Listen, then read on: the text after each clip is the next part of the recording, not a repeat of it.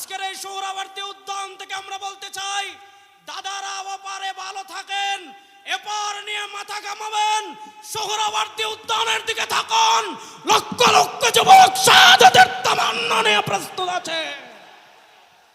কথা শেষ, কথা একটা বলতে চাই, 52 বছর নানা তন্ত্র দেখেছি, নানা মন্ত্র দেখেছি, চুরি বন্ধ হয়েছে, খুন বন্ধ হয়েছে, চাঁদাবাজি বন্ধ হয়েছে।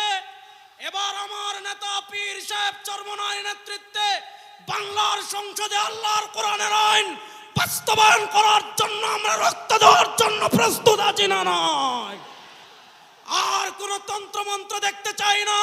এবার বাংলাদেশের সংসদে আল্লাহর কোরআনের বিজয় হবেই হবে ইনশাআল্লাহ।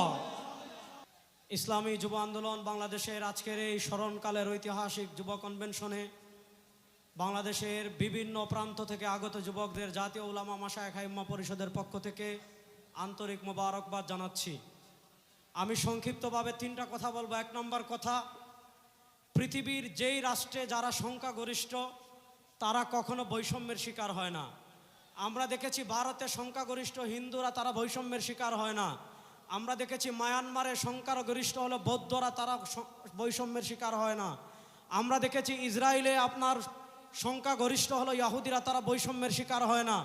আমরা দেখেছি ইংল্যান্ডে সংখ্যাগরিষ্ঠ হলো খ্রিস্টানরা, তারা বৈষম্যের শিকার হয় না।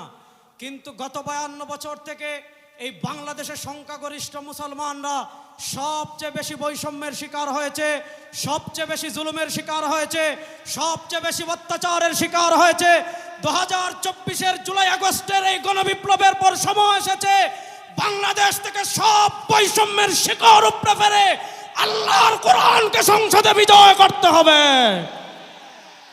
আমরা পরিষ্কার ভাষায় বলছি, গত 52 বছর থেকে আমাদের উপর ভারতের যে আধিপত্যবাদ ছিল, জুলাই আগস্টের গণবিপ্লবে ভারতের আধিপত্যবাদকে পরাজিত করতে যারা নেতৃত্ব দিয়েছেন তাদের অন্যতম হলেন আমাদের নেতা পীর সাহেব চরমনাই।